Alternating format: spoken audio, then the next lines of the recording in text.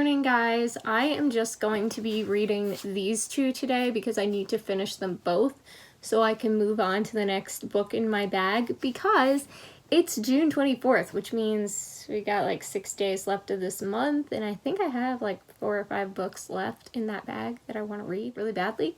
So I don't even remember what's in there, but I really want to read them. So I'm going to focus on these two today. You can't tell what I'm reading in this one. I think I'm on chapter 3. I'm on chapter 3, so that far into The Best Yes, and you can see I'm that far into No Visible Bruises. I haven't read in that one since before last week, so I need to get back to it. So these are my books I'm focusing on today. I'm not including any of the other ones, just these two so I can get through my TBR.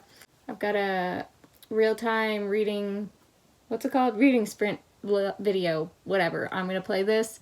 And what I'm going to do is just go back and forth on these and read as many as I can during the reading sprints. And then I also have to get some other stuff done today, so I'll be doing that. It's just going to be a whole process, and it'll be great, I hope.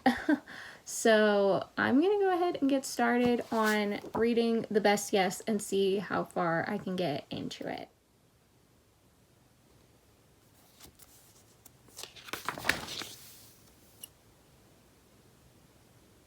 Okay guys, so I just finished the first reading sprint and I got up to page 50 and it was so good, so I wanted to go ahead and share a couple of things that stood out to me the most. The first thing is where she talks about like literally scheduling time for what she calls your soul thing, like what you're really passionate about and really wanting to do, that thing that you dream about but never seem to have time for. She talks about like actually looking at the time that you have, scheduling time for that thing, even if it's just like a couple hours a week. I went through and I calculated and realized I could spend 4 hours a day having quiet time, go to the gym for at least an hour every day of the week, meals and sleeping and all of that, like everything that I'm already doing, and still have time for putting full-time hours into what I want to do,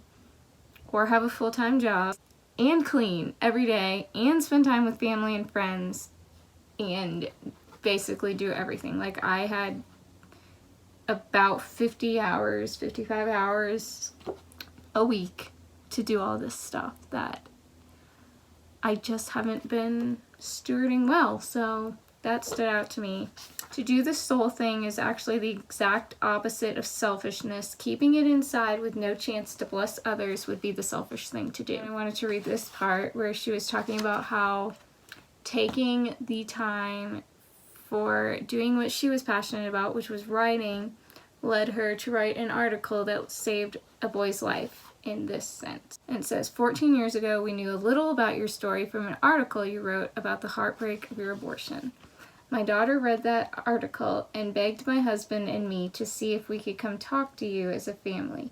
My husband was a preacher of a small church, and when we found out our young teen daughter was pregnant, the shame felt overwhelming.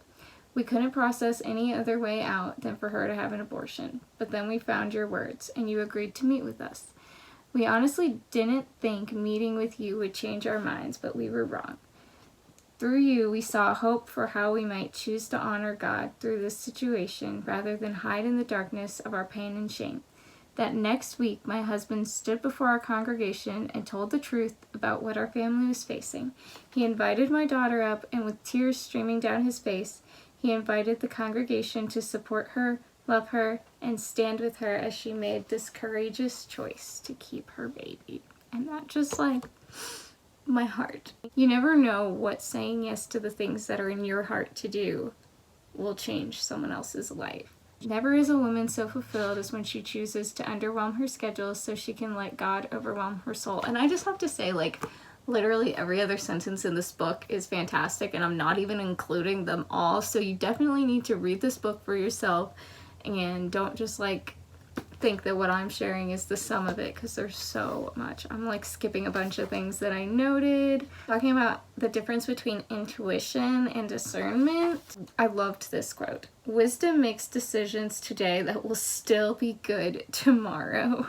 establish a pattern of making wise choices. Yeah, that's all that I'm gonna share on that.